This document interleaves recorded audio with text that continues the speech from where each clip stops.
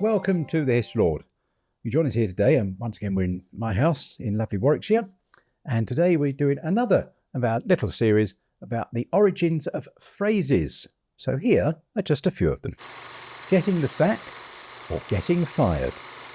Now, this one is used all over the world. If you get the sack or you're fired, it means you're no longer employed in that particular job.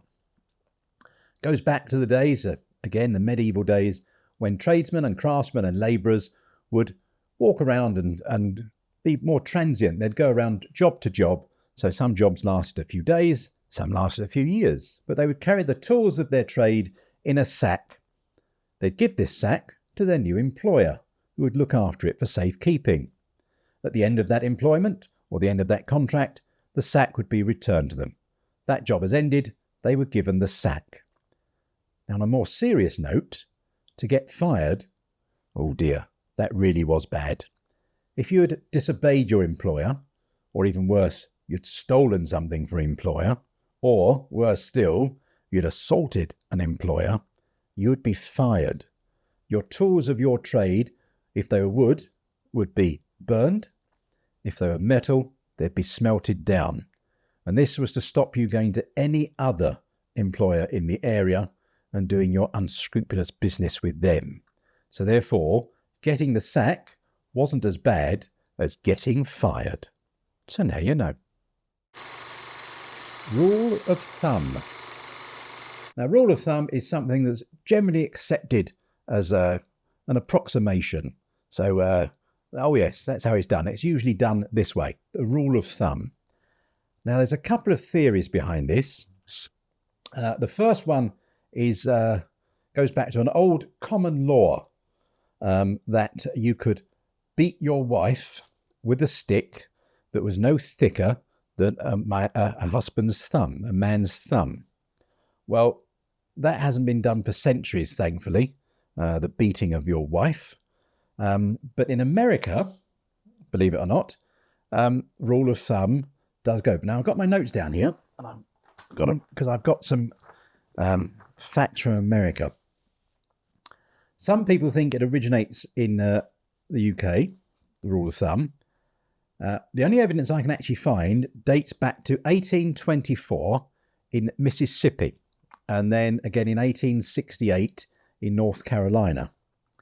And that was a man was allowed to beat his wife with a rod or a stick no thicker than a man's thumb, and in one case no thicker than the judge's thumb.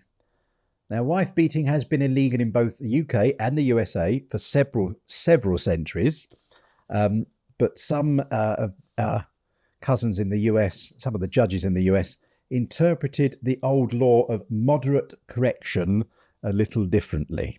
Well, yes, not the nicest thing in the world. Second version of this phrase comes from lots of trade. So back in the 15th, 16th century, it was established that the thickness of a man's thumb was on average about an inch. And so rule of thumb was a simple measurement of about an inch for the thickness of a man's thumb, especially in the cloth trade for some strange reason. But if we move forward to the Victorian times, to the banquets that were held at Buckingham Palace, rule of thumb is still used today in Buckingham Palace. The vast banquet table would be set up, and the same person would go along the table measuring where to put the plate and the knives and the forks with his thumb. So if you look down the table, it would all line up perfectly. And that, in the royal household, is the rule of thumb. And that is still used today. And incidentally, it was Queen Victoria herself who decreed that most people, when they're sat at the dinner table, just need 18 inches to sit as width to sit at the table. So can you imagine at the Buckingham Palace when there's a state banquet and there's 170 people sat round the table? That must be very cramped indeed. Would you like that? Not sure I would, actually. A square meal. So this one goes all the way back to the Royal Navy.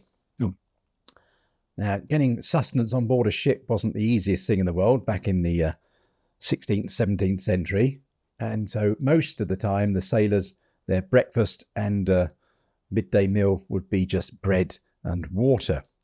Their evening meal was something a bit more substantial that usually consisted of some sort of meat and vegetables and yet more bread. It was all served on a pewter or metal square plate, and they would fill up their plate, take it back to their station or their quarters, and they would consume their meal. The plates were square and slightly deeper because they were easier to store, and they could be stacked side by side and on top of each other. And so in the Navy, it was called a square meal, and it means having a hearty dinner. Simple as that, really. So there you have it, just a few origins of phrases and where they came from. Thanks for watching. We do hope you enjoy these videos, and if you do, please subscribe and tell your friends. And if you want to see what we do outside these videos, then please have a look at my website, which is historylord.co.uk, or have a look at Last Line Films, and that's James's YouTube and TikTok channel, and also his wonderful website. He's sat behind the camera playing with his phone at the moment, but there you go. Noting things down for a future video. Thank you very much. He always says that, but there you go. Thanks for watching, and we'll see you very soon. Take care.